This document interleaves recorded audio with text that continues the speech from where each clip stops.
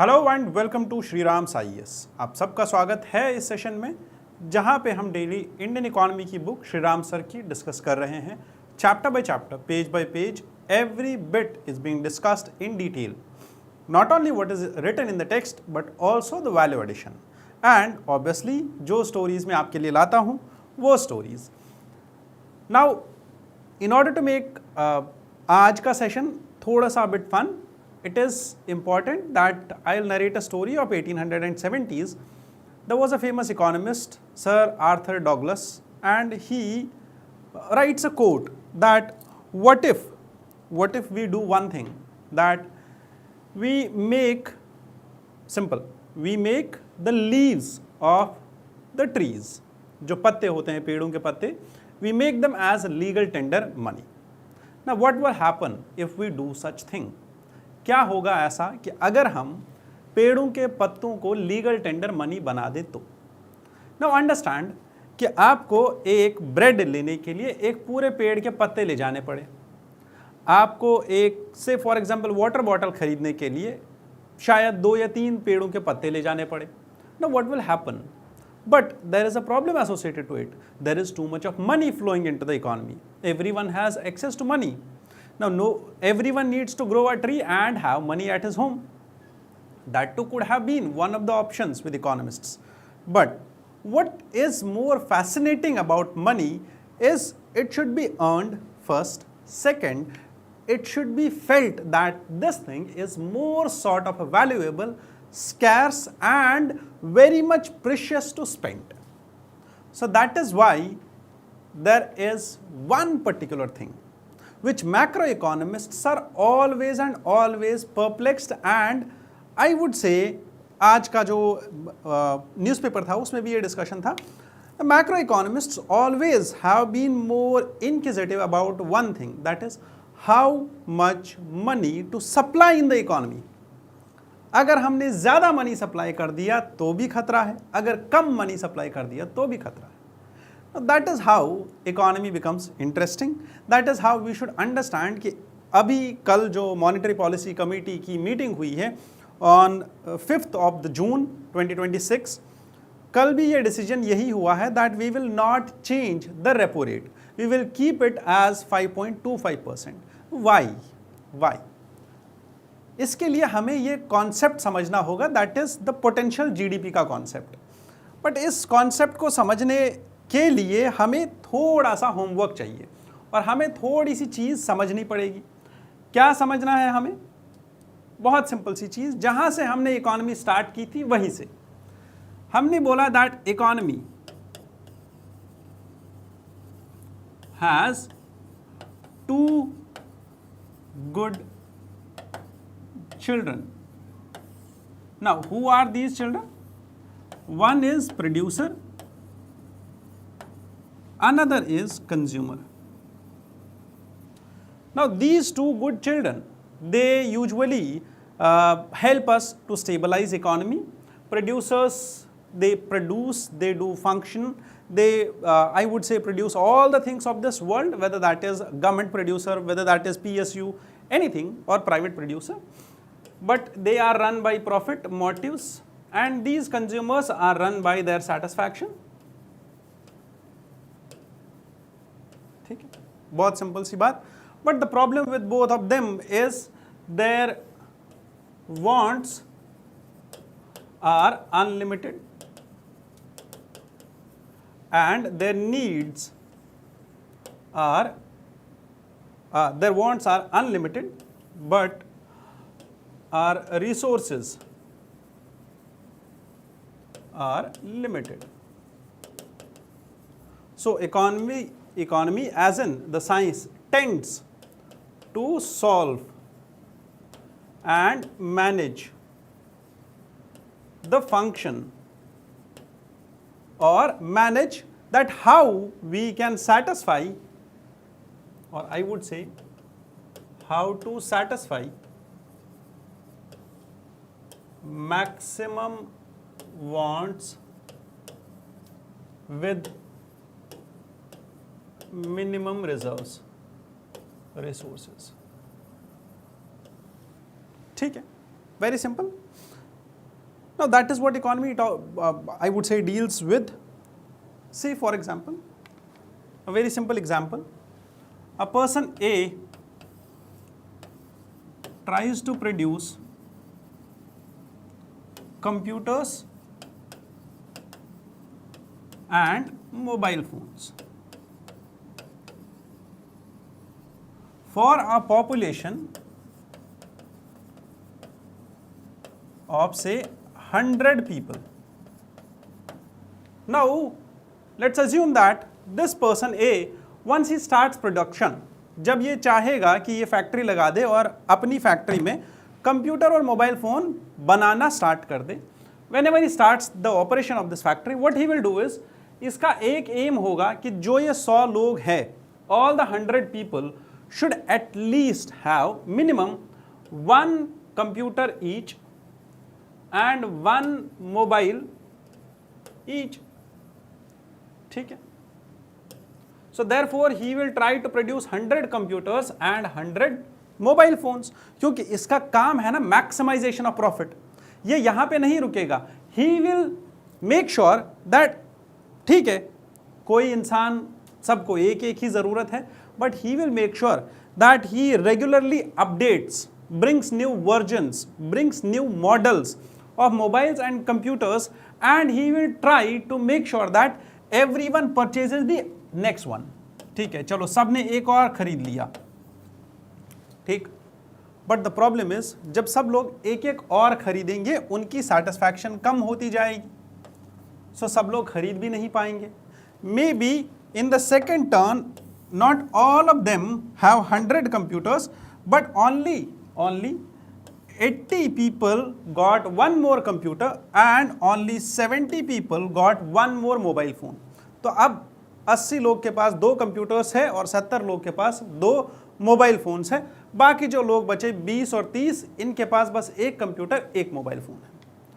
ना ही will try कि अब ये एक नया मॉडल लेके आए कंप्यूटर का या मोबाइल फोन का, या सेम ही मॉडल को बार बार प्रमोट करे मार्केटिंग के थ्रू, एम्बेसडर्स के थ्रू, कि 2 कंप्यूटर से अच्छा काम होता है, 3 कंप्यूटर से और ज्यादा अच्छा काम होता है. तो now he will try to sell, but the problem is, will he be able to make this much और नॉट? ठीक है, दैट इज द प्रॉब्लम. अब ये सारे कंप्यूटर्स और मोबाइल फोन्स बनाने के लिए इसको क्या चाहिए? ही नीड्स रिसोर्सेज, और आई वुड से he needs factors of production. Say he needs labor, he needs land, capital and entrepreneurship. Means इसको बिजनेस मैनेज करने के लिए मैनेजर्स भी चाहिए, इसको कैपिटल भी चाहिए, मशीनरी भी चाहिए, इसको पैसा भी चाहिए ताकि ये इन्वेस्ट करे और ये फैक्ट्री बन पाए. इसको लेबर्स भी चाहिए जो इंजीनियर्स होंगे, जो ये कंप्यूटर्स बनाएंगे, हार्डवेयर इंजीनियर्स, सॉफ्टवेयर इंजीनियर्स. उसके साथ साथ इसको फैक्ट्री एस्टैब्लिश करने के लिए लैंड चाहिए. बट सारे रिसोर्सेज मिला के जब ये अपनी फैक्ट्री एस्टैब्लिश करता है, ठीक है, इसकी फैक्ट्री की कैपेसिटी है only that he can produce 50 computers और से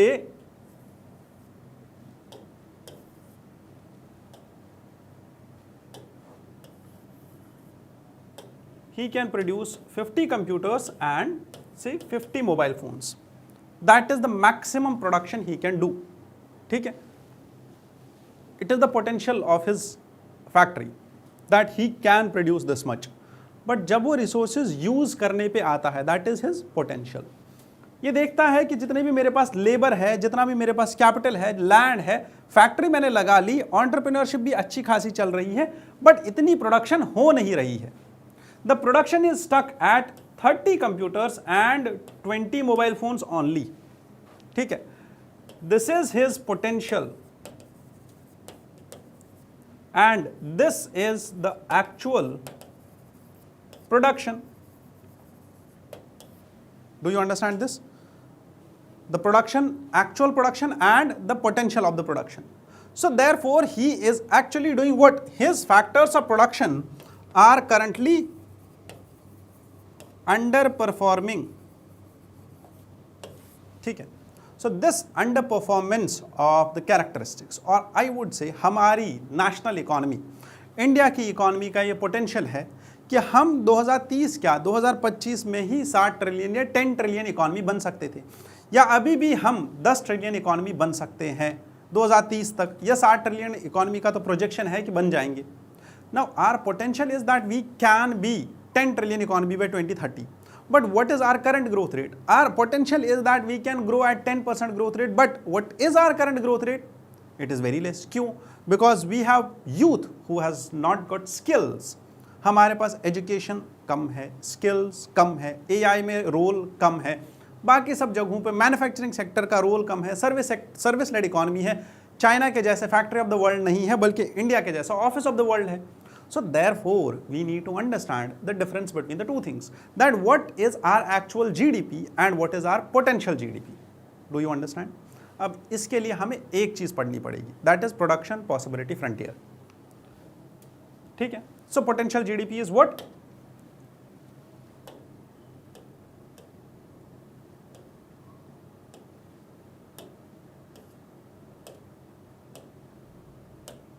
हाँ, potential GDP is what? It represents the optimal growth, कि कितनी ग्रोथ होनी चाहिए available over the medium to long term without destabilising the key macroeconomic indicators.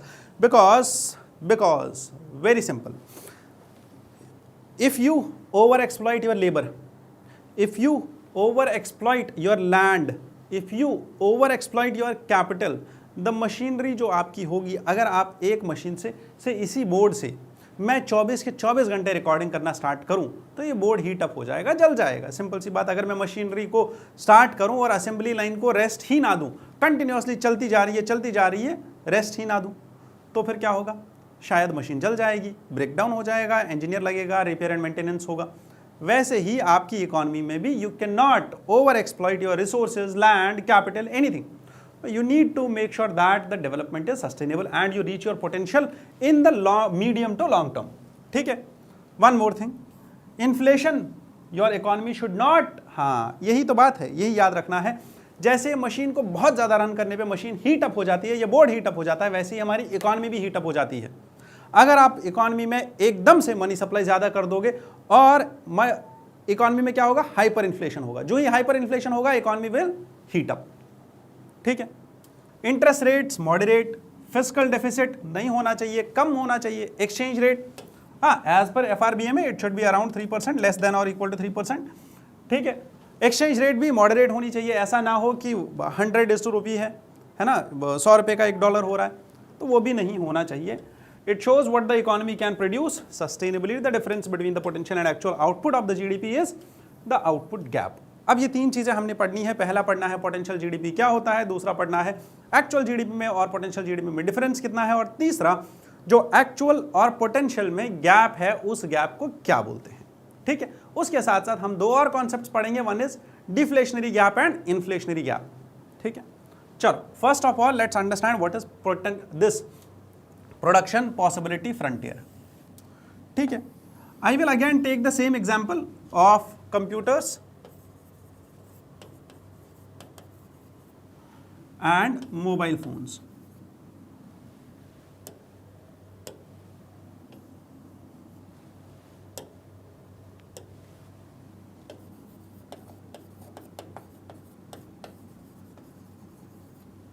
ठीक है?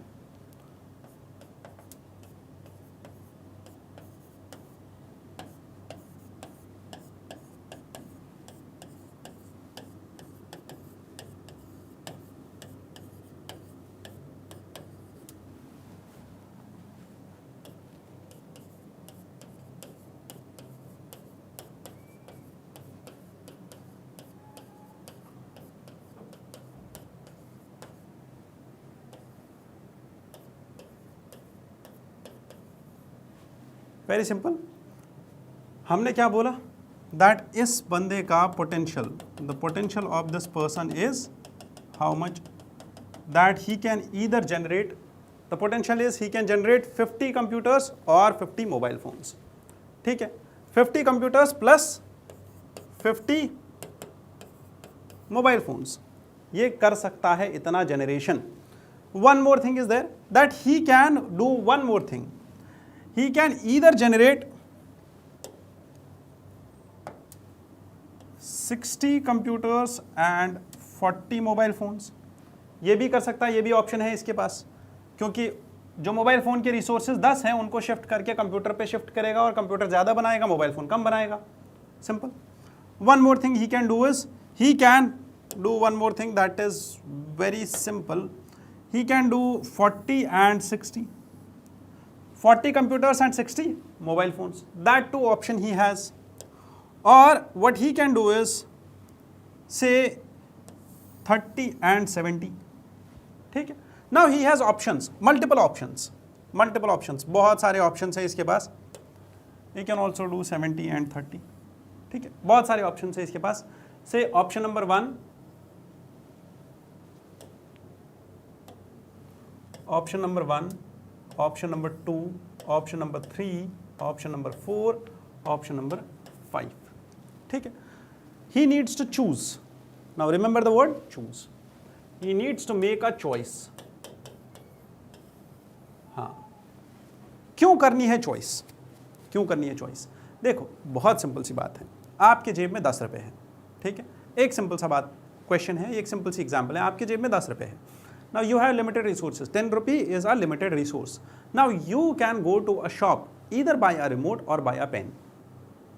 That is your dilemma. ये आपकी दुविधा है, या तो आप रिमोट खरीद सकते हो या तो आप पेन खरीद सकते हो। अब इट डिपेंड्स कि आपको क्या चाहिए, ठीक है। आप होटल पे जा सकते हो, या तो आप 10 रुपए का पानी ले सकते हो, या तो आप 10 रुपए की रोटी ले सकते हो। दोनों चॉइसेस आपके ऊपर है। अगर आपको प्यास लगी है तो आप पानी लोगे, अगर आपको भूख लगी है तो आप रोटी लोगे, ठीक है। सर फिर दिक्कत ये हो जाएगी, रोटी गले में अटक जाएगी, फिर क्या करेंगे? तो वो आपका हेडेक है, क्योंकि आपके पास रिसोर्सेज लिमिटेड है। What you can do is, आप आधी रोटी आधा पानी का कप ले सकते हो, that too is fine for you. And similarly that is what is happening over here in this production possibility curve. We understand that this person a, that this person A who has started to build his company, he starts to produce. Now due to limited resources he has a few choices to choose. क्या choice है इसके पास? अगर ये 50-50 करता है, 50 computers और 50 mobile phones, तो हो सकता है ऐसा हो कि जो पॉपुलेशन है, सिर्फ 50 लोग की पॉपुलेशन है, 50 पीपल, 50 के 50 लोग को जरूरत नहीं हो मोबाइल फोन की, ये कंप्यूटर्स की या लैपटॉप्स की। जैसे हम अभी भी देखते हैं हमारे घर में 1 या 2 लैपटॉप्स होते हैं, 5 लोग या 6 लोग घर पे हैं, बट लैपटॉप एक ही है या 2 ही है। क्यों? क्योंकि सबको लैपटॉप की ज़रूरत नहीं है। वैसे ही अगर मोबाइल फ़ोन की बात करें तो शायद अगर 5 लोग घर पे हैं तो 4 लोग के पास मोबाइल फ़ोन है। Do you understand? So that is why he needs to think wisely कि मुझे किस कंज्यूमर बेस को टारगेट करना है, मुझे अपने रिसोर्सेज को कैसे यूटिलाइज करना है। Do you understand? This is the potential, हाँ, this is the potential he has. He has potential of this also, this also, this also, this also and this also. ये सब इसका potential है. He can choose any of the functions. Do you understand? That is the potential of this, and this is known as potential GDP. ठीक है, of this one company. Simple one thing. Second thing, the problem is that जब ये अपने resources लगाता है, whenever he utilizes all of his resources, problem कहां पे आती है? प्रॉब्लम आती है यहां पे। हाँ, प्रॉब्लम आती है कि इसने जब से फॉर एग्जांपल 40:60 वाला ऑप्शन चूज किया, तो ये 40:60 के बजाय क्या कर रहा है? Currently he is producing only say 35:45, 35:45। Problem क्या है बताओ? प्रॉब्लम यह है कि ये 100 यूनिट्स प्रोड्यूस कर सकता था 40-60 करके, बट ये कितना प्रोड्यूस कर रहा है? ओनली 80 यूनिट्स, जबकि कैपेसिटी कितनी है? 100 यूनिट्स की मिला के, कंप्यूटर और मोबाइल फोन्स मिला के, दोनों मिला के 100 यूनिट्स की कैपेसिटी है, बट यूटिलाइजेशन कितना है? Only 80s। This is its actual GDP. ठीक है, this is the actual production which firm is doing. That is the potential which the firm can achieve. That is where we are stuck in a position. कहाँ पे? We are stuck over here and we need to reach this point. ठीक है, ये हमारा current जहाँ पे हम अभी है, जैसे आपके पास पोटेंशियल है कि आप 8 के 8 घंटे पढ़ाई कर सकते हो, बट आप कितना करते हो? 4 घंटा 6 घंटा। क्यों? क्योंकि प्रोडक्टिविटी नहीं है। किसी से भी पूछोगे सर प्रोडक्टिविटी नहीं आ रही है, क्यों नहीं आ रही है भाई प्रोडक्टिविटी? क्योंकि सर समझ में नहीं आ रहा है, मैं पढ़ने बैठ जाता हूँ बट पढ़ नहीं पाता हूँ, कॉन्सेंट्रेशन नहीं हो पाता है, 15-20 मिनट के बाद ऐसा लगता है फ़ोन उठा लो, फ़ोन चलाना स्टार्ट कर लो। वही हो रहा है यहाँ पे, ठीक है। ये जो एम्प्लॉयज़ है ना, जो यहाँ पे एम्प्लॉयज़ है जो काम कर रहे हैं, उनके साथ भी वही हो रहा है। वो एम्प्लॉयज़ भी 8 घंटे काम नहीं कर रहे हैं, वो भी हर 15 मिनट के बाद फ़ोन स्क्रॉल कर रहे हैं। दैट इज़ द प्रॉब्लम, ठीक है। ये जो मशीन है जो इसने लाई थी, उस मशीन को भी हर 1 घंटे के बाद रेस्ट चाहिए, ठीक है। जो इसके पास लैंड है, वो लैंड भी उतना ज़्यादा यूटिलाइज नहीं कर पा रहा है ये, अगर एग्रीकल्चर में भी है, क्योंकि इसको भी नहीं समझ में आ रहा है मैं इस लैंड को यूटिलाइज कैसे करूं। मैं इस लैंड में इंटरक्रॉपिंग भी कर सकता हूं, मैं सारा लैंड यूटिलाइज, मल्टी क्रॉपिंग भी कर सकता हूं, मल्टी लेयर्स भी कर सकता हूं, ठीक है। 3-4 लेयर्स में क्रॉपिंग भी कर सकता हूं, बहुत सारी चीज़ें हैं, बट वो नहीं कर रहा है। That is where he is stuck. यहाँ से इस पॉइंट तक जाना इज़ ऑलवेज गुड, क्योंकि ये जो पोटेंशियल है ना, ये सस्टेनेबल है। हाँ, this potential GDP is under sustainable limits. He can do this and he must do this, he must strive to achieve more, ठीक है। बट द प्रॉब्लम लाइज जब वो इस पॉइंट से आगे जाना चाहता है, इस पॉइंट पे, ठीक है। यहां पे क्या आता है? ओवर एक्सप्लॉयटेशन ऑफ रिसोर्सेज, ठीक है, जो कि नहीं होना चाहिए। Do you understand it now? That is production possibility frontier. कुछ और दिक्कत होगा तो just text me, I will explain it. Done है यहां तक? Now understanding the output gaps. Output gap कौन सी है? This is the output gap. Do you understand? This is the output gap, कि इतना आउटपुट चाहिए हमें, इतनी डिमांड है मार्केट में। अंडरस्टैंड दिस, ये डिमांड है मार्केट में, 40 कंप्यूटर चाहिए और 60 हमें मोबाइल फोन्स चाहिए मार्केट में। Everyone is ready to buy it, but the producer is not ready to produce it. There is an output gap in the market. अब इसकी वजह से क्या होगा? इस आउटपुट गैप की वजह से there will be a problem. एक ऐसा सिचुएशन होगा जहां पे अब कुछ लोग बचे हुए हैं। कितने लोग बचे हुए हैं? 80 यूनिट्स ने डिमांड सेटिस्फाई कर दी, 20 पीपल आर लेफ्ट, जिनको who either want a computer और अ मोबाइल फोन। या तो कंप्यूटर चाहिए या तो मोबाइल फोन चाहिए। उनके पास पैसा भी है, they are ready to buy it, there is the demand is present in the market, but production नहीं है और मार्केट में प्रोडक्ट अवेलेबल नहीं है। So what will they do? क्या करेंगे वो लोग? अभी तक वो इस प्रोडक्ट को खरीदने वाले थे 100 रुपए का, अब वो क्या चाहेंगे कि मुझे तो प्रोडक्ट चाहिए चाहे कुछ भी हो जाए। तो वो अब इस प्रोडक्ट को ब्लैक में खरीदेंगे। जैसे मूवी की टिकट्स, पहले ही हमारे पास लिमिटेड टिकट्स है। से फॉर एग्जांपल एक थिएटर में 500 लोग का टिकट है, बस 500 की 500 एक इंसान ने खरीद ली। अब सब लोग जा रहे हैं टिकट खरीदने, कोई नहीं दे रहा। अब वो बोल रहा है मेरे पास 10 बची हुई है टोटल, अगर आपको लेनी है, अभी तक 1000 की बेच रहा था, अब मैं 2000 की बेचूंगा। क्यों? क्योंकि डिमांड एक्सेस हो गई। That is the problem, that is what will lead over here, ठीक है। जब ये आउटपुट गैप आएगा तब प्रॉब्लम स्टार्ट होना, तब प्रॉब्लम होगी इकोनॉमी में स्टार्ट। सो देयरफॉर इकोनॉमी में दो चीजें हैं। When there is a positive gap, हाँ, when there is a positive output gap, which means that the actual GDP, जो आपका एक्चुअल जीडीपी है, it exceeds the potential output. जो आपके पास ऑलरेडी आउटपुट है उसका, हाँ, जो आपका पोटेंशियल है 100, उससे ज्यादा है आपका actual GDP. This is inflationary because as demand exceeds the supply due to excess funds in the market, plus it leads to full employment and rising productivity. क्यों? क्या हो रहा है इसमें?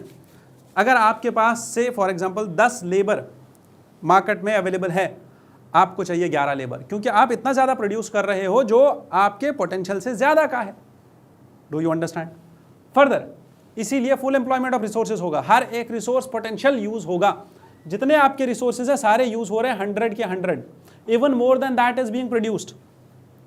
That is why this is good for economy, but it will be a bit inflationary in nature. One more thing, there will be negative gap also. That is actual GDP is below the potential gap.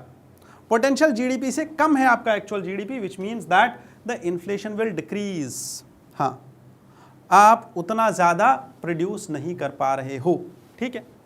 Now unemployment will increase and economy operates below the capacity levels. Do you understand this? Very simple. चलो next, reaching the potential output, कैसे हम यहाँ तक पहुँचे, how can we reach our potential output? First is by introducing some new policies, जैसे government अपना physical policy and monetary policy change करेगी। क्या करेंगे कि अगर इकॉनमी प्रोड्यूस नहीं कर पा रही है उतना ज़्यादा, तो हम रिसोर्स यूटिलाइजेशन पे फोकस करेंगे कि कुछ लोगों के पास कैपिटल नहीं होगा तो उनके लिए मॉनेटरी ईजिंग कर देंगे, कुछ लोगों के पास स्किल नहीं होगा तो उनको स्किल दे देंगे, जैसे गवर्नमेंट स्किल इंडिया प्रोग्राम के अंदर दे रही है, तो बहुत सारी चीज़ें हैं, सब्सिडीज दे देंगे, उससे हमारा प्रोडक्शन जो है बढ़ेगा। These are usually short term measures. हाँ, these are usually short term measures like high fiscal deficit can be incurred. Government कुछ टाइम के लिए से 5 से 6 साल के लिए ये कर सकती है कि बाहर से पैसा उधार ले ले, जैसे जैसे यहाँ पे अगर मुझे इकॉनमी को यहाँ से यहाँ पहुँचाना है तो मैं क्या कर सकता हूँ, मैं इकॉनमी में थोड़ा और पैसा डाल सकता हूँ। अब वो पैसा कहाँ से आएगा, मतलब यही बंदा कंप्यूटर जो प्रोड्यूस कर रहा है ये क्या कर सकता है, ये इन लेबर्स का वेज बढ़ा सकता है कुछ टाइम के लिए और थोड़ा लोन लेके, ठीक है, इसको पता है ऑलरेडी मैं इनको ज़्यादा पे कर रहा हूँ, बट इंसेंटिवाइज करने के लिए बोलेगा जो जितना ज़्यादा प्रोडक्शन करेगा, जो जितने यूनिट्स ज़्यादा बनाएगा उसको उतना इंसेंटिव मिलेगा। खुद तो ये घाटे में जा रहा है, खुद ये कहीं से लोन ले रहा है, बट अपनी प्रोडक्शन इंक्रीज करा रहा है फॉर द शॉर्ट टर्म। क्यों? क्योंकि शॉर्ट टर्म में जब प्रोडक्शन इंक्रीज होगी तो उसके बाद ये रूल सेट हो जाएगा कि हर एक लेबर जो है 15 प्रोडक्ट्स तो आराम से बना सकता है, तो उस हिसाब से हर एक की प्रोडक्टिविटी इंक्रीज हो गई। अब वो प्रोडक्टिविटी का नॉर्म सेट हो गया, अब सब लोग उसी लेवल पे काम करेंगे। That is how economy grows. और जब ये इकोनॉमी ग्रो करेगी तो अपना ये लोन वापस पे ऑफ कर देगा। That is what government does. जब गवर्नमेंट के पास फिस्कल डेफिसिट ज़्यादा बढ़ जाता है, वो गवर्नमेंट इसीलिए फिस्कल डेफिसिट इंक्रीज कर देती है, ज़्यादा पैसा बोरो इसीलिए करती है ताकि इकोनॉमी में ज़्यादा इम्पेटस दे दे, ज़्यादा स्टिमुलस दे दे। Do you understand? चलो, now that is one thing. Second, long term drivers, government can build infrastructure, government can monetise their infrastructure, जैसे नेशनल मोनेटाइजेशन पाइपलाइन में अंदर हम कर रहे हैं। ह्यूमन कैपिटल एंड स्किल्स, जो मैंने अभी बोला, लेबर फोर्स का पोटेंशियल इंक्रीज कर सकते हैं, टेक्नोलॉजिकल एडवांसमेंट कर सकते हैं, सर्वम एआई जैसी चीज़ें लेके आ सकते हैं, एआई समिट्स करा सकते हैं, जिससे हमारी स्किल डेवलपमेंट ज़्यादा होगी और लॉन्ग टर्म मेजर्स ज़्यादा इंक्रीज होंगे। Do you understand long term capacity of economy? Now one most important concept, that is incremental capital output ratio. ये कॉन्सेप्ट ऑलरेडी हमने डिस्कस किया हुआ है इससे पहले भी। However, I just want to make sure that आप इस कॉन्सेप्ट को भूले ना, ठीक है?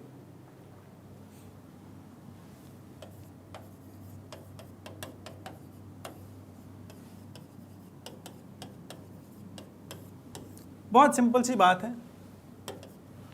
How much capital do you need to start production?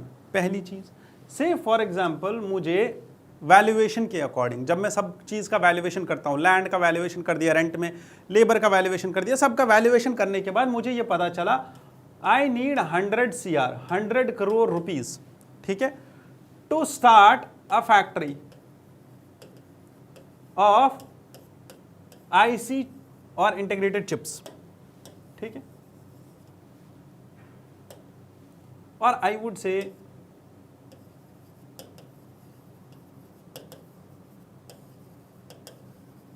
अब मुझे पता है इतना कैपिटल चाहिए और इस कैपिटल से जो फैब्रिकेशन यूनिट्स में बनाऊंगा, फैब्स या इंटीग्रेटेड चिप्स बनाऊंगा, it will be around say 1000 chips per day. That is my capacity, और per year say, sorry, just keep it per year.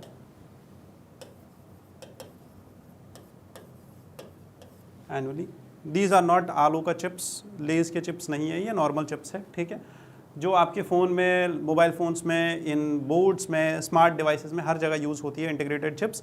There were 3 biggest revolutions in human history, और I would say there are 3 things which revolutionised the human history.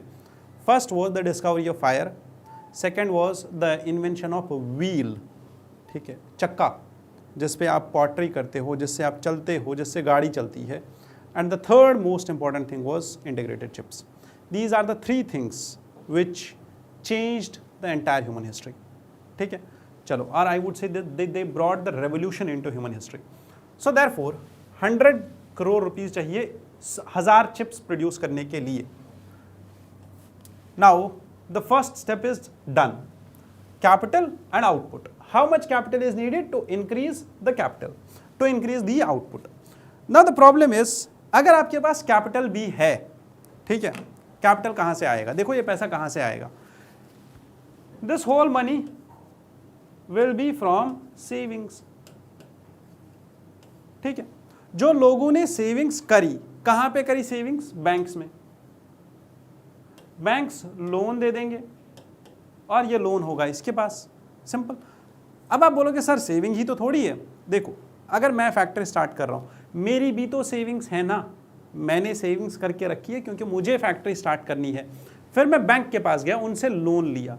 उनके पास जो पैसा है वो भी किसी की सेविंग है, या तो सरकार की सेविंग है या तो किसी इंसान की सेविंग है. कहीं ना कहीं से ये पैसा इकट्ठा होकर सेव होकर किसी बैंक में गया, वहाँ से लोन निकल के मेरे पास आ गया. Simple. That is how much capital do I need to start the production. But the problem is, UPSC asked a question in prelims 2 times. What is the reason behind India's economy, despite of having high saving rate or high investment rate, the GDP is not increasing? What is the problem? The problem is when you have high capital output ratio. What does this mean? That you need more capital to increase your output. हाँ, आपको बहुत ज्यादा capital चाहिए होता है, बहुत ज्यादा capital एक यूनिट ऑफ प्रोडक्शन को इंक्रीज करने में. Now very simple. जैसे यहां पे लिखा हुआ है दैट इंडिया का आईकॉर इज 5. मतलब क्या है इसका? जो आपका इन्वेस्टमेंट रेट है, हाँ, जो आपका इन्वेस्टमेंट रेट है दैट इज 30%. यही मैं बोल रहा था अभी. हाँ, the investment rate is high. Despite high investment rate, your output is not increasing. Same चीज is happening over here. Your investment rate is 30% and your growth rate is 6%. So 30 divided by 6, that is 5. Your I-core is 5. However, अगर आप देखें 2000 का जो time period था, 2001 से लेके 2009 तक, ये टाइम पीरियड ऐसा था when India or Indian economy was at boom. We witnessed a growth rate of 8% also. At that point of time, our I-core was low. We had a low I-core, means we need less capital to increase our productivity. 3.5 was the I-core. Similarly, COVID-19 के time पे we had disruption in economy, that is why our I-core increased. Now the target for India is to be developed nation by 2047. उस चीज के लिए our I-core should be at 3.75% or 3.75. However, we should have a growth rate of 8% with an investment rate of 30%. Then we can reach the target which we have. Do you understand this? Simple. So I-core equals to investment rate divided by growth rate. ठीक है? Lower I-core means higher efficiency and higher I-core means less efficiency. Simple बात. इसीलिए we need to improve our capital efficiency. कि अगर हम थोड़ी सी capital introduce कर रहे हैं तो उससे हमारा जो प्रोडक्शन है वो ज़्यादा इंक्रीज हो रहा है. कैसे करेंगे? बहुत सिंपल सी बात है. High ICOR reflects. अगर हाई आई-कॉर है मींस आप कैपिटल तो इंट्रोड्यूस कर रहे हो बट काम ही नहीं हो रहा. क्यों नहीं काम हो रहा है? क्योंकि भाई आगे जो है एक ब्यूरोक्रेट बैठा हुआ है रेड टेपिज्म करके, वो हम अपने पास आने ही नहीं दे रहा. वो बस फाइल देखे जा रहा है और फाइल को साइन ही नहीं कर रहा. फाइलिंग एंड पाइलिंग हो रही है, एक ऑफिस से दूसरे ऑफिस को रेफर किया जा रहा है, डेफर होता जा रहा है काम, प्रोजेक्ट कंप्लीट ही नहीं हो रहा है, लॉजिस्टिक्स नहीं है. एक ट्रक जो हमने मुंबई से मंगाना था, से दिल्ली तक मंगाना था, उसको आने में 10-15 दिन लग जाते हैं, 20 दिन लग जाते हैं. तो प्रोजेक्ट कैसे काम करेगा? ठीक है, बढ़ेगा कैसे? Misallocation, delays, weak project outcomes, इन सब की वजह से आई-कॉर जो है बढ़ता जाता है, इंक्रीज होता जाता है. ठीक है. So we need structural reforms. पहली चीज, to decrease our ICOR we need better infrastructure. जो मैंने बोला, ट्रक को आने में कम टाइम लगना चाहिए, लॉजिस्टिक्स बेटर होनी चाहिए, रोडवेज हमारी परफेक्ट होनी चाहिए. हाँ, फास्टर एग्जीक्यूशन कैसे करेंगे, जैसे प्रगति स्कीम है हमारे पास, ताकि जल्दी जल्दी जो भी प्रोजेक्ट्स हो उनका अप्रूवल जल्दी मिल जाए, उसके बाद वो स्टार्ट जल्दी हो जाए, उनके स्टार्ट होने में, इम्प्लीमेंट होने में, प्रोडक्शन स्टार्ट होने में जो भी बाधाएं आ रही है उन सबको हटाया जाए। ठीक है, प्रगति स्कीम, पीएम गति शक्ति scheme, national infrastructure pipeline scheme, ये सारी स्कीम्स इसीलिए लाई जाती है ताकि हमारी कैपिटल की एफिशिएंसी बढ़ जाए। Do you understand? सिंपल। चलो, दैट इज वाई, हाँ, राइजिंग टाइड लिफ्ट्स ऑल, इसका मतलब क्या है? बहुत सिंपल सा मतलब कि अगर हम ऐसा काम करें, एक और अपना कम करें, तो इसकी वजह से क्या होगा? The theory says that all the people of India, whether that are producers or other people who are just employees in that company, they all will grow। ठीक है, एक की ग्रोथ नहीं हो रही है, सब की ग्रोथ हो रही है। जो हम बोल रहे हैं बस उद्योगपति जो है वही ग्रो कर रहे हैं, कैपिटलिस्ट जो है बस वही ग्रो कर रहे हैं, अंबानी जी और ज़्यादा अमीर होते जा रहे हैं, अडानी जी और ज़्यादा अमीर होते जा रहे हैं। That is not the reality. All the people are getting jobs and everyone is growing with the tide. However, this growth is slow. The transition is slow. The theory of trickle down is slow. जैसे Adam Smith ने दी थी और अभी तक चल रही है, 1770 से लेके अभी तक इसका इफेक्ट नहीं आया है। That is the problem. So it says the broad economic growth benefits every part of the economy as output expands. जितना आउटपुट इंक्रीज होगा उतना ही इकोनॉमी में बेनिफिट्स भी होंगे सबके लिए। जब बिजनेसेस, अडानी जी के पास पैसा ज्यादा आएगा, they earn more, they hire more workers, therefore the income of the workers will rise, households will start spending more, due to which the economy will grow, government's revenue will increase because of the taxes which they will collect from these businesses, and the people also through indirect taxes. The better services and infrastructure can be provided by the government, so therefore it will be a positive chain reaction, जिसकी वजह से start business से हुआ but and कहां पे हुआ? सबकी growth पे एंड हुआ, लास्ट में डेवलपमेंट सबका हो गया। Do you understand? But the reality is trickle down effect, जैसा मैंने बोला that it is very slow. ठीक है, इतना टाइम हो गया, 80 साल हो गए हमें, है ना, 1947 से लेके अभी तक। और उसके साथ साथ एक और चीज समझनी है दैट ये 80 साल ही नहीं, या ये 75 या 76 या 77 साल ही नहीं, बट इसके साथ साथ एक और चीज समझनी है। The theory itself was given in 1770s bye Adam Smith. तब से लेके अभी तक मतलब ये सब चीजें चल रही है।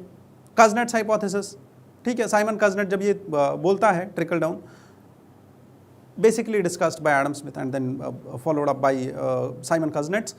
Now understand this thing that जब से ये थियरी मतलब बोली जा रही है, actually the background of this theory was the rise of industrial revolution in Britain. At that point of time industrialists were eager to attract more labour towards themselves, and वो labour को attract करने के लिए, उसको अपने पास बुलाने के लिए ग्रोथ का, ठीक है, द सपना दिखाना वो जरूरी। ठीक है, trickle down effect, but the gains often reach the wealthy first, while the lower income groups they lag and it takes time to I would say trickle the concepts below। ठीक है, trickling का मतलब simple है, जैसे आपने देखा होगा, for example मैं आपको बताऊं, ट्रिकलिंग का इफेक्ट बहुत सिंपल है। आप ऐसा समझ लो, आपने 10 से 15 लेयर्स ऐसे रख दिए कपड़ा, ठीक है, कपड़े के 10 से 15 लेयर्स रख दिए, है ना। अब आप सबसे टॉप लेयर पे एक रेड कलर का, और ये कपड़े सारे वाइट कलर के हैं ऊपर से लेके नीचे तक, और सबसे ऊपर टॉप पे एक रेड कलर का ड्रॉप गिरता जा रहा है इन सब लेयर्स पे। अब बस ये बताओ कौन सा कपड़ा सबसे पहले रेड होगा और कितना रेड होगा, और सबसे लास्ट पे जो कपड़ा होगा वो कितना रेड हो जाएगा। ठीक है, दैट इज ट्रिकल डाउन। ठीक है, that how fast will it trickle down, how fast will the growth trickle down.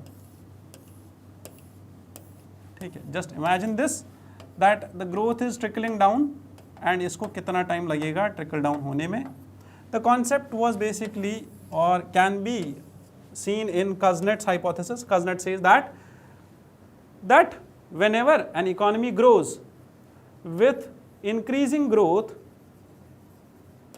there will be increase in inequality, but at certain point, अब ये point कब आएगा, किस जन्म में आएगा, कितने साल के बाद आएगा, ये नहीं पता है।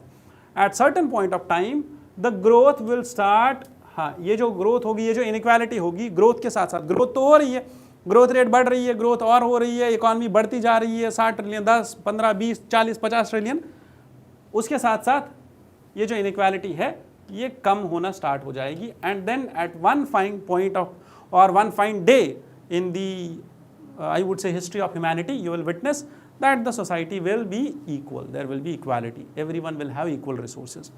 ठीक है, वो अलग कहानी है, कब होगा कब नहीं होगा, but the concept is as it is। ठीक है, कॉन्सेप्ट हमें याद रखना है। दिन कब आएगा वो बात अलग है, क्या वो कलयुग में था, कलयुग में होगा या फिर वो सतयुग में था, ये नहीं पता। चलो, द की कॉन्सेप्ट्स जो हमने अभी तक डिस्कस कर लिए हैं, ये सारे कॉन्सेप्ट्स हम डिस्कस कर चुके हैं। इसके बाद अगर कोई और कॉन्सेप्ट बचता है तो that is per capita income. I think we have discussed this also. Currently our per capita income is around 2.4 lakh rupees per person per year, but we all know that that is not the truth, because this is something which we calculate by dividing the whole GDP number by the population। ठीक है, इसका ये मतलब नहीं है कि सबके पास इतना पैसा है। अगर होता तो फिर इंडिया, मतलब तब तो हंगर नहीं होता, माल न्यूट्रिशन नहीं होता, या बाकी सब चीज़ें नहीं होती। That is one more thing. हाँ, that is per capita income. This is I would say a parameter which we use usually in some of the matrix of growth, not in development. Development में we use per capita income but in terms of purchasing power parity. ठीक है, PPP mode में we will discuss that. यहाँ तक हमारा measuring of economic growth comes to an and. The last thing would be that GDP coverage, और GDP has limitations. सबसे पहले ये ब्लैक मनी को कवर नहीं करता है, ये बार्टर इकोनॉमी को कवर नहीं करता है, because still barter economy exists. और अगर आप 6th क्लास की एनसीईआरटी पढ़ो तो 6th क्लास की एनसीईआरटी चैप्टर 13 और 14 डिस्कसेस अबाउट जंजबील मेला। This is a tribal setup और अ ट्राइबल मार्केट और a tribal heart where usually barter system happens and they do not use money in the transactions। ठीक है, तो वो वाला मार्केट तो हम कैलकुलेट ही नहीं करते हैं। गांव में जो लोग एक दूसरे के साथ चीज़ें एक्सचेंज करते रहते हैं ऐसे ही, without any compensation, without involving money, that is not calculated by GDP. Care economy is not calculated by GDP. जो हमारी माताएँ, हमारी बहनें, हमारे दादाजी और हमारे पेरेंट्स का ध्यान रखती है घर पे, या बच्चों को पालती है घर पे, उस केयर इकोनॉमी का ध्यान नहीं रखा जाता है, उसको कैलकुलेट नहीं किया जाता है। इनफॉर्मल सेक्टर को कैलकुलेट नहीं करते हैं, जैसे स्मॉल फार्मर्स जो प्रोडक्शन करते हैं, जो रैग पिकर्स प्रोडक्शन करते हैं, जो इनफॉर्मल आई वुड से यहाँ बाहर स्ट्रीट वेंडर्स प्रोडक्शन करते हैं, उसको जीडीपी कैलकुलेट नहीं करता है, because that is tedious to calculate that data. Rather what we do is हम फॉर्मल इकोनॉमी को कैलकुलेट करते हैं, उसी को एक्स्ट्रापोलेट करके टोटल नंबर निकाल देते हैं। ठीक है, GDP में there are qualitative gaps and there are, but we still use it। For example, qualitative gaps are it does not calculate pollution। Simple सा एग्जाम्पल, एक शिप आ रहा है, ठीक है, समंदर में एक शिप चल रहा है, उसमें ऑयल टैंकर था, उसके ऊपर ईरान या इजराइल ने हमला कर दिया, दोनों में से किसी ने भी, और वो ऑयल स्पिल हो गया। अब इसकी वजह से मरीन जितनी भी लाइफ थी वहाँ पे डेथ हो गई ड्यू टू हाइपोक्सिया। डेथ होने के साथ साथ अब हमारा खर्चा भी बढ़ गया। खर्चा किस चीज़ का है? अब इस ऑयल को समेटना भी है, ऑयल्स यहाँ पर लाने हैं और बहुत सारी टेक्नोलॉजी लानी है जो यहाँ पे ये खर्चा होगा। अब suppose the production of the oil वो से 100 CR, 100 करोड़ का ऑयल था, प्लस उसके बाद जो लेबर लगा वो भी से फॉर एग्जांपल 10 CR का था, तो हमारा जीडीपी ग्रो हो गया 110 CR से 110 करोड़ का जीडीपी हो गया, despite that there was no actual thing which was produced in the economy which led to the economic growth. क्योंकि बस हमने ये देखा दैट ऑयल प्रोडक्शन हुआ, उसके बाद वो ऑयल वेस्ट हो गया, but GDP still counts both the numbers. ठीक है, बायोडाइवर्सिटी डैमेज हम कैलकुलेट नहीं करते, पॉवर्टी नंबर्स को हम नहीं देखते हैं, they remain I would say hidden. Health and education standards and inequality को हम उतना ज़्यादा कैलकुलेट नहीं करते हैं, because that are the qualitative gaps in GDP. However, why do we use GDP? अभी भी हम जीडीपी को यूज क्यों करते हैं as a metric? Because it is easy to calculate and everyone does it. US भी यही करता है और ब्रिटेन भी यही करता है, फ्रांस भी यही करता है, इसलिए हम भी यही कर रहे हैं ताकि हमारी इकोनॉमी को हम कंपेयर कर सके। That is one reason, but yes, more than that is that it is simple to calculate. It is the only calculation which is accepted by all the nations at international platforms so that we can compare economies in terms of growth. But The problem is that some of the economies have started to diverting from this traditional setup. कुछ economies जैसे Bhutan, they usually do calculate GDP, but yes, they more focus on gross happiness. There are more such countries which focus on green GDP. Some economies are focusing on development part than the growth part. ठीक है, समझ में आ गया? चलो, but it enables global comparison, it gives us consistent measurements, and it is widely understood and accepted terminology. That is why we are using it. Done यहाँ तक? हमारे यहाँ हमारे देश में कौन ये काम करके देता है? तो it is National Statistical Office which does it under the Ministry of MOSPI. Under the Ministry of Statistics and Program Implementation, they compile the national accounts statistics at national level. हाँ, ये कंपाइलेशन कैसे होती है? क्योंकि इनको data मिला होता है स्टेट डायरेक्टोरेट से, यहाँ से डेटा जाता है सारा प्रोडक्शन का स्टेट लेवल का, नेशनल लेवल पे वहाँ पे कंपाइल होता है. Data is released annually and quarterly. Annual data निकलता है हमारा कौन सा? जीडीपी का एनुअल एस्टिमेट्स निकलते हैं. एंड क्वार्टरली हर 3 महीने पे हमारा जो gross value addition on basic price, GVA at basic price is released quarterly. ठीक है, और पर कैपिटा इनकम भी रिलीज किया जाता है थ्रू एनएसओ ओनली. एंड जो भी डेटा रिलीज होगा उस डेटा के रिविजन्स होते हैं, प्लस बेस ईयर रिविजन जो है वो भी एनएसओ ही करेगा. ठीक है, उस डेटा के रिविजन्स होते हैं. क्यों रिविजन्स होते हैं? ताकि हम एक्चुअल डेटा पे पहुंचे. ये पॉइंट बहुत ज़्यादा इंपॉर्टेंट है प्रीलिम्स के लिए, क्योंकि यूपीएससी देखो क्या होता है, मैं समझाता हूँ आपको. यूजुअली अभी कुछ साल पहले तक 2024 और 2025 और 26 को छोड़ के, ठीक है, 2024 तक यूपीएससी का एक आई वुड से सारे क्वेश्चंस में अगर आप देखो तो वो करंट डेटा के ऊपर क्वेश्चन पूछता था. एंड यूजुअली वो क्वेश्चन गलत होता था, इकोनॉमिक डेटा. अब यूपीएससी एक्चुअल जो फाइनलाइज्ड डेटा होता है, रिमेंबर दिस, वो सर्वे अगर पूछ रहा है तो वो 2023 या 24 में जो सर्वे एंड हुई है, 2023 या 24 की जो रिपोर्ट है जिसके एक्चुअल नंबर्स हमारे पास आ चुके हैं, जो पूरा कंक्लूडेड है और साबित हो सकता है विद डॉक्यूमेंट्स, उन चीज़ों पे क्वेश्चन पूछ रहा है. क्यों? क्योंकि being a bureaucrat you should also use that data only which is solid empirical evidence. You cannot just use data for hypothesis. ठीक है, और you cannot use hypothetical data. That is why उन surveys पे ज़्यादा focus है जो already concluded है, जिनका डेटा प्रूवन है. सिंपल. चलो, हाँ, पहला एस्टिमेट, दूसरा estimate, third, fourth, fifth and बहुत सारे एस्टिमेट्स आते हैं. The first is advance estimate, second advance estimates. These are given in quarter third, quarter first. ठीक है, एडवांस एस्टिमेट इसलिए दिया जाता है कि आगे साल में क्या होने वाला है और ये साल के कंक्लूजन में जब लास्ट का एक क्वार्टर बचा हो. ठीक है, हाँ, प्रोविजनल एस्टिमेट्स कि पूरा 12 महीने में क्या क्या हुआ जब फिस्कल ईयर एंड होता है उस टाइम पे. Why provisional? क्योंकि ये चेंज होने वाला है, अभी तक हमारा मार्च का महीना इंक्लूडेड नहीं है. ठीक है, मार्च के महीने के प्रोविजनल्स इंक्लूडेड है as was created in the month of February. ठीक है, अब साल खत्म हो गया, उसके बाद पहला रिवाइज्ड एस्टिमेट आता है in the month of next January. Revised estimates, इनका रिवीजन, क्या एक्चुअल्स क्या थे, और उसके बाद second and third revised estimates in the subsequent Januaries, आगे आने वाले जनवरीज में. लास्ट में final calculations are release after 3 years. ठीक है, 3 साल के बाद final calculations revise, final calculations निकाली जाती है, क्योंकि that is the complexity of data collection. ठीक है, सिंपल. डन यहाँ तक. एंड ये रिविजन्स इसलिए किए जाते हैं क्योंकि इनिशियली हमारे पास बस एस्टिमेट्स होते हैं, सेकंड प्रोग्रेसिव एस्टिमेट्स होते हैं, एंड देन फाइनल एस्टिमेट्स होते हैं. Done with this, and here comes to a conclusion to all what we discussed in national income accounting. ठीक है, GDP, GNP, everything is I would say completed. Now I will be providing 5 or 6 I would say slides, छोटी सी slides है, 5 या 6 hand written slides होंगी. अगर आपको कभी भी कोई भी कन्फ्यूजन हो तो आप वो स्लाइड्स पे जा सकते हो.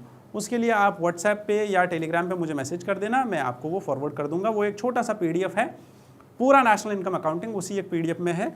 कभी भी कोई भी कन्फ्यूजन हो तो उस PDF को खोलना है, 5 या 6 5 स्लाइड्स है, it means it is of 2 pages only, 2 page का वो टोटल हैंड आउट है, तो जितना भी कन्फ्यूजन है वो सारा वहाँ से खत्म हो जाएगा। डन। चलो, Surjit Bhalla committee which is important because this committee was set up in 2026 and it was the first household income survey, जिन्होंने बोला that हमें household income survey करना चाहिए। क्यों? क्योंकि हमारे GDP में there were miscalculations। ठीक है, कैलकुलेशन एज एन हम GDP कैलकुलेट करते हैं on the basis of 3 methods, production और value addition method, income method और एक्सपेंडिचर मेथड। 3 मेथड्स हैं हमारे पास। इसका मतलब क्या है? Value addition method is income कितनी जनरेट हुई, एक्सपेंडिचर मेथड इज कि आपने कंजप्शन कितना किया। ठीक है, very simple. Income means say for example मेरी monthly income is say for example 2 lakh rupees.